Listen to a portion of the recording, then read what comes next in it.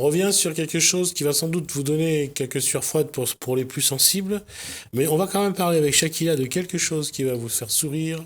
L'exorcisme, c'est dans Cosmo Rayonné.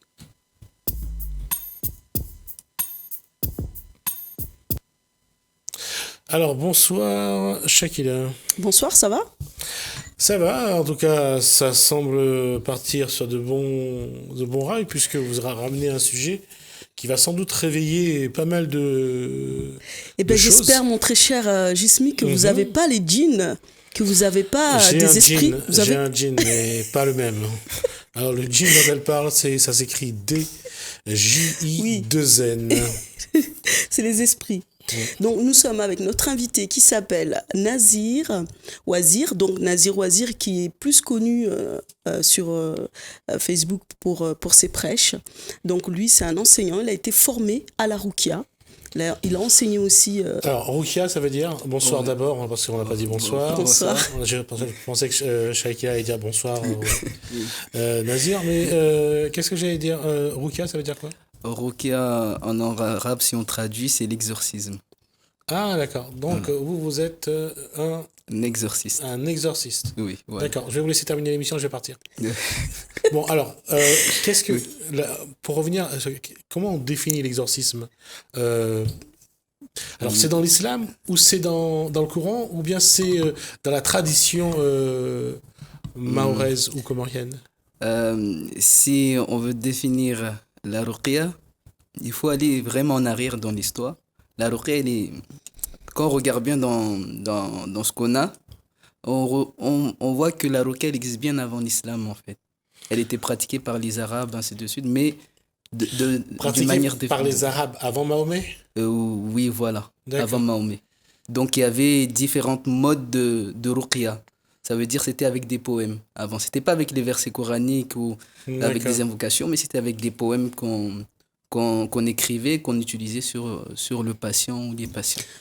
Pour rappel, juste pour resituer, Nazir vient de Mayotte, donc il nous arrive tout fraîchement de Mayotte, et justement ici, il a aussi des patientes.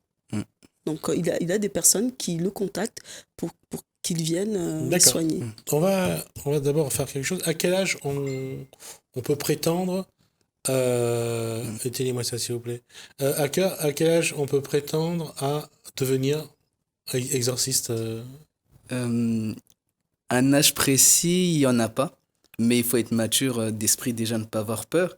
Et la formation, elle dure, on pourrait dire même une année, où pendant le centre, tu apprends les bases de la ruqya et certains dogmes de l'islam pour pouvoir pratiquer. Et puis quand on arrive à la fin de la formation, normalement le professeur ou ton formateur va pouvoir te laisser agir en tant que raqi. Qui décide? C'est Nazir ou c'est parce qu'il a grandi dans un cercle familial très... je dirais qui est souvent connecté à ce genre de choses, ou c'est un choix qui est très particulier? En fait, c'est un choix très particulier avec moi. En fait, en rentrant dans la mouvance religieuse, j'ai pu découvrir la ruqya par le biais d'un ami. Puis je suis allé un jour au centre, j'ai regardé. Au premier contact, on a peur. Et donc, l'univers un peu mystique, mystérieux m'a intéressé et je me suis lancé à la formation, me former. Alors, combien de temps prend la formation et qui vous forme? La formation prend quand même une année, 6 mois, une année, où on est formé au centre en fait. Puisqu'à Mayotte, on a des centres.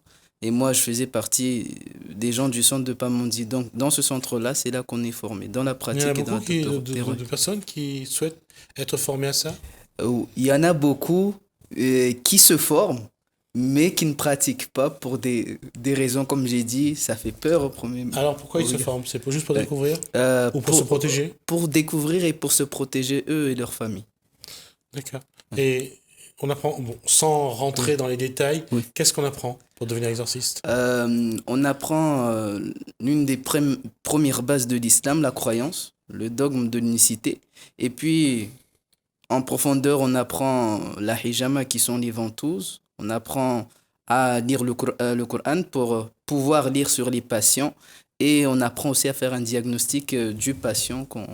Il y a une force, c'est-à-dire en soi, qui convainc que le bien triomphera toujours du mal. Oui, toujours. Alors, ça c'est pour l'apprentissage. Oui. Mais quand on apprend cette... comment est-ce que vous allez identifier le djinn, le mauvais œil, le fantôme, l'ectoplasme? Comment vous... Avant que le patient soit soigné, il y a un diagnostic qui est posé. Est-ce que... Voilà.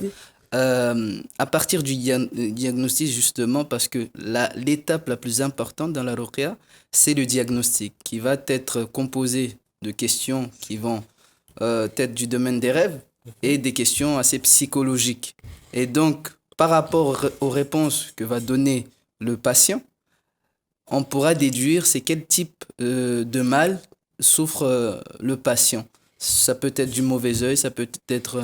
Et quand on se rend compte que c'est psychologiquement que la personne a des soucis, on essaye de connaître un petit peu également les souffrances du passé, c'est-à-dire à savoir est-ce que dans la génération d'avant, il y a quelqu'un qui a fait quelque chose, qui n'a pas accompli quelque chose? Voilà, justement, ce que j'ai pas mentionné aussi, quand on se rend compte de problèmes qui sont psychologiques, on a une autre formation qui est de l'ordre de la psychothérapie. Ça veut dire que c'est des gens qui ont subi des traumatismes et... qui ont développé des névroses. Voilà, des névroses, ainsi de suite. Et donc, ce qui fait que quand on remarque directement ce type de malade, eh ben, on l'oriente directement dans la psychothérapie. Vers un psychothérapeute. Voilà, un psychothérapeute qui est formé pour... ou nous-mêmes qui être formés dans la psychothérapie, on lui fait la psychothérapie. On a souvent le choix en psychologie, les névrosés, les psychotiques, voilà. Et j'allais dire les schizophrènes. Ça, on vous apprend aussi à déterminer ça? Voilà, on nous apprend. Et puis, c'est le but dans la formation, c'est que le raqi qui va être formé soit capable d'identifier juste au regard comment la personne agit, d'identifier si elle souffre vraiment de mal occulte ou elle souffre justement de maladies psychologiques qui nécessitent des psychiatres, quand vous dites raqi, je peux préciser, il a dit s'il souffre de mal occulte. Oui. Non, pour pas que j'évite les mauvaises compréhensions. Oui. Quand vous dites raqi, est-ce que vous pouvez nous expliquer justement ce qu'est un raqi? C'est justement pour cela que vous faites la formation de ruqya. Voilà. Raqi, c'est un exercice qui va suivre une formation sur une période donnée. Et tout dépend des formateurs aussi. Mais va suivre pendant cette période une formation. Et quand il aura finalisé la formation, il aura suivi les conditions du centre, eh ben, elle peut prétendre être raqi. Parce qu'on a justement un point, parce qu'il y a des gens qui sont venus se former chez nous, mais ils n'ont pas terminé la formation, ils sont partis d'eux-mêmes, de leur propre initiative, à aller guérir des gens, et voilà. Alors pour ceux qui ont déjà entendu le terme raqi et qui vont essayer de chercher, effectivement il existe autre chose, mais je vous dirai pas ce que c'est parce que j'ai oublié et je voudrais pas dire de bêtises, mais effectivement raqi c'est un autre mot et je pense que ça se passe en Grèce. Et est-ce que justement, parce qu'on sait qu'à Mayotte il y a le culte des djinns, il y a les Maoris pratiquent l'animisme. Est-ce que ils seront animistes. Voilà, c'est ce que je veux entendre. Voilà. Et donc, est-ce que on va dire que c'est plus favorable là-bas? Alors, on va quand même rappeler que l'animisme, c'est des gens qui vivent en relation avec la nature, qu'ils ont pour divinité tout ce qui est dans la nature. Donc, ils rendent hommage et ils font des offrandes, des choses courantes qui ont toujours existé et que certains prennent parfois pour de la sorcellerie. D'accord. Justement, il y en a, ils en parlent. Il y a des raqis qui disent que c'est de la sorcellerie. Est-ce que Mayotte, est-ce que la population mahoraise est plus favorable d'être touchée par ces mâles? Ce qui est très apparent et qui ne se cache pas, c'est que Mayotte fait partie de ces populations qui ont vécu dans ce domaine-là. Je veux dire, l'animisme, ils ont baigné là-dedans. Donc, l'islam est assez, on va dire, récent, au niveau historique, c'est récent. Donc, ces deux entités, en fait, quand tu es maoré, tu es une fois dans la religion, une fois dans l'animisme, ou tu relis les deux. Voilà. Dans l'océan Indien, si on regarde, Voilà, oui. dans la plupart des îles, il y a d'abord là les traditions Oui, voilà. des ancêtres Oui, qu'on continue à perpétuer, oui, et puis il y a une religion choisie. oui. Et, et même à Mayotte, ça pose un problème, c'est-à-dire que les gens n'aiment pas ceux qui ont cette double pratique. Pour certains, pour certains, on va dire les gens du milieu, ils acceptent qu'il y ait cette double pratique. Par contre, les extrêmes, il y en a qui vont dire non, l'islam dit ceci, donc on peut pas. Et de l'autre côté, ils disent bon, nous on dit comme ça et on peut pas être comme ce que eux ils disent. Donc on a ce phénomène assez culturel qui se produit jusqu'à aujourd'hui à Mayotte. Alors, quel que soit le livre religieux auquel chacun se réfère, la première chose qu'on doit apprendre, c'est à respecter l'autre. Oui. Chacun vit sa vie en fonction, du moment où il respecte les autres. Donc, critiquer ce que fait l'autre, c'est un signe de faiblesse et, je dirais, d'imbécilité. Justement, on a une petite vidéo pour voir un peu ce que c'est justement, comment on soigne par la ruqya, par les versets coraniques. On va regarder ça tout de suite, si le studio il est prêt. Voilà. Donc si on peut, là on voit un peu, là c'est Amada, on le connaît, c'est un jeune de La Réunion. Il est en train d'invoquer un esprit qui hante. Oui. Et justement, on parle de captage, il faut nous expliquer. Là, la femme, elle fait une séance, c'est une séance de captage. Oui, Est-ce que exactement. tu peux nous parler du captage? Le captage, comme on l'entend, le captage, c'est le fait de capter quelque chose. D'accord? Ici, le récepteur va être une personne qui avait des djinns, des esprits, et puis elle a été guérie, donc elle garde des brèches entre le monde visible et invisible, il y a des brèches, donc elle possède ces brèches, donc ce qui lui permet de capter ce qu'il y a tout autour, les esprits, ainsi de suite. Elle garde une connexion. Voilà, une connexion. Il y a toujours cette connexion. Même si elle guérit de tout ce mal, elle gardera toujours... Elle reste une porte entre les deux mondes. Elle peut guérir par rapport à ces portes, mais ça demande un autre traitement, mais certains préfèrent garder cette connexion entre ces deux mondes. Et c'est le cas de Nazir ou pas? Non. Moi, je reste dans la ruqya. Ce qu'il faut savoir, le captage est assez nouveau dans la ruqya. Ça veut dire il y a le raqi et le capteur. Mais un capteur ne peut exercer seul son raqi. Donc, tous les deux se soutiennent. Ça fait combien de temps que vous exercez? Moi, ça fait 8-9 ans maintenant. Combien de cas d'exorcisme déjà réalisés? Je dirais, comme en étant responsable du centre aussi, on va dire 1000 personnes. Voilà, 1000 personnes. Voilà. Qu'est-ce qui est le plus difficile? C'est de se concentrer, d'aller chercher l'énergie dont on a besoin pour être suffisamment concentré pour faire le travail, ou de contrôler sa peur parfois d'avoir quelqu'un qui est ingérable face à soi? Le plus difficile dans la ruqya, si j'en ai vu, c'est par rapport aux cas assez psychologiques où des gens subissent vraiment des traumatismes. C'est ce genre de cas, même s'il y a la lecture, on dit, mais il y a cette difficulté où le patient n'est pas prêt à vraiment extérioriser ce qu'elle ressent. D'accord, donc là, il faut absolument passer par une psychothérapie. Voilà, la psychothérapie. Parce que dans la psychothérapie, elle va pouvoir extérioriser et s'alléger un peu. Et de cette manière-là, la ruqya peut avoir un effet sur elle. Mais donc finalement, c'est plus simple d'avoir un travail sur deux aspects. Un, d'un côté, la psychothérapie, de l'autre, le travail de l'exorciste. Voilà. Et comment vous faites? Parce qu'on sait qu'il y en a beaucoup encore des familles qui n'ont pas accepté justement de laisser leur religion animiste, malgré qu'ils soient musulmans. Comment vous faites pour convaincre? Parce que chez eux, ils ont des assiettes. Comment vous faites pour convaincre ces familles d'abandonner l'adoration des djinns C'est assez complexe cette question parce que nous on explique qu'à un moment donné, il y a, comme nous on l'explique en islam, il y a le monde des génies, il y a le monde des hommes. Et les premiers qui étaient sur cette terre, c'est les génies. Et puis Dieu, comme il a voulu créer une autre créature avec l'être humain, et il lui a donné le pouvoir de changer ce monde, mais de manière positive, pas négative. Dans ce qui s'est passé, ce qui se passe quand on trouve des gens qui adorent les génies, les esprits, on leur dit, en fait, les génies et nous sommes des créatures. Mais Dieu a préféré l'être humain et l'a envoyé sur la terre et de semer la justice, pas l'injustice. Donc c'est ça l'objectif. Et quand la personne, elle va adorer une créature alors qu'elle est aussi une créature, ce qui veut dire elle va transformer en divinité cette créature-là et elle va associer avec le créateur. Est-ce que le dogme islamique dit, c'est que Dieu n'a pas de ressemblance, il ne ressemble à nul autre et il n'a pas d'associé, ainsi de suite. Voilà. Même dans le Coran, il écrit que... Voilà. Même dans le Coran et dans divers livres religieux, livres sacrés si on veut, là, on dit que Dieu a une apparence. Enfin, Dieu a fait l'homme à son image. Oui.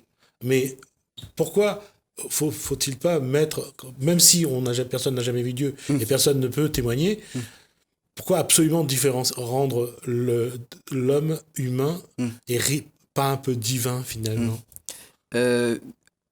On dit, c'est une très belle question et une très belle remarque parce que, en fait, l'être humain, en tant que représentant, il a ce côté assez divin, non pas dans la divinité de Dieu, parce que quand Dieu dit « je suis miséricorde », il impose à l'être humain d'être miséricordieux.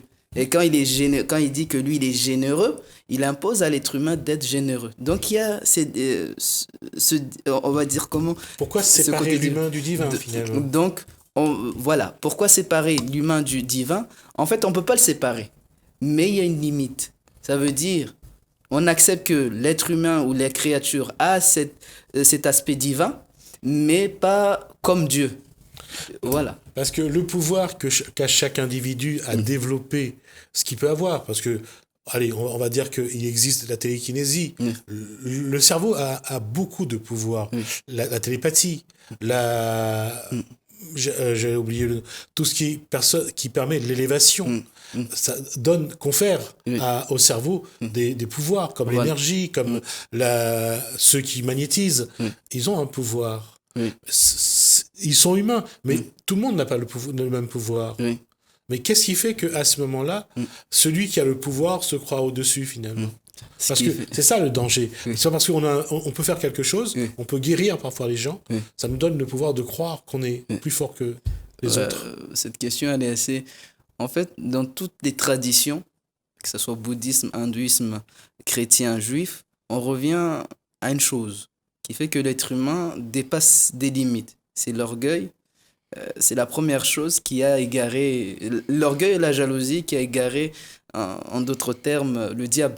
Donc, comme le diable a été jaloux, qui est un génie aussi, il était jaloux de l'être humain, car Dieu va aimer plus l'être humain que les génies.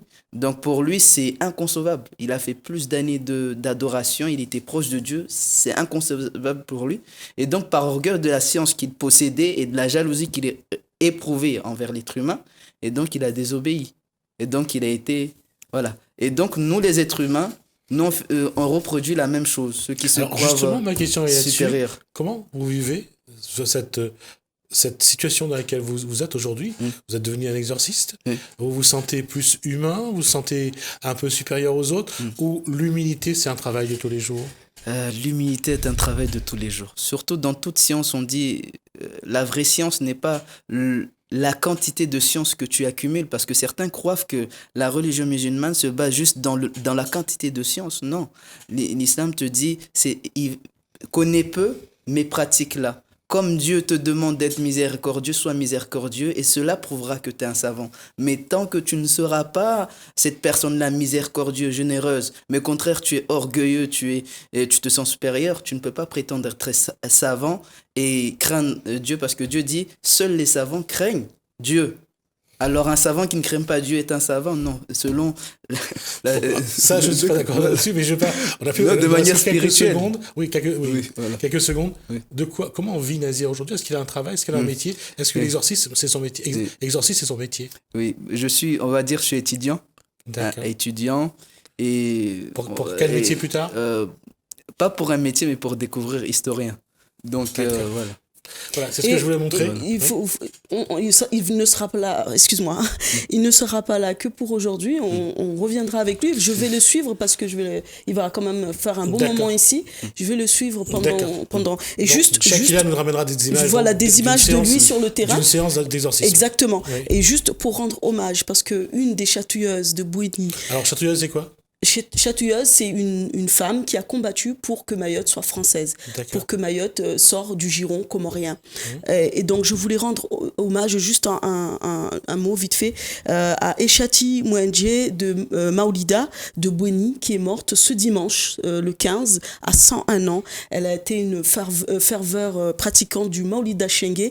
On découvrira son documentaire bientôt sur Télé Créole. On aura tous les témoignages de cette grande dame qui a combattu pour Mayotte. Merci Shakila. Merci à vous. Donc condoléances à la famille de cette dame. Merci Shakila. Merci Nazir. Ça a été un excellent échange. J'espère qu'on aura d'autres occasions d'échanger là-dessus.